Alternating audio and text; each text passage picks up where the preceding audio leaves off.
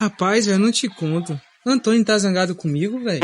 E foi o quê? Rapaz, espia. Que saiu uma conversa sobre ele, né?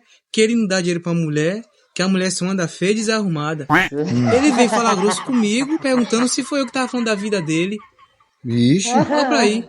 Ô, amigo. mas vocês são parentes? Não, a gente é amigo. Todo dia eu vou lá na casa dele. A gente anda junto. Tem vezes que eu levo um licor pra gente tomar, a gente bate o papo. Todo dia eu tô na casa dele. Vixe. É, ele sabe que eu não sou desse tipo de pessoa de falar mal de outro. Vai ver mais trabalho, vagabundo! Aí ele falou se foi eu, porque quem frequenta mais a casa dele é eu. Ele quis dizer isso, entendeu? Mas só que ele sabe que eu não sou disso, velho. Mas aí quem tá errado é você mesmo. Eu? É.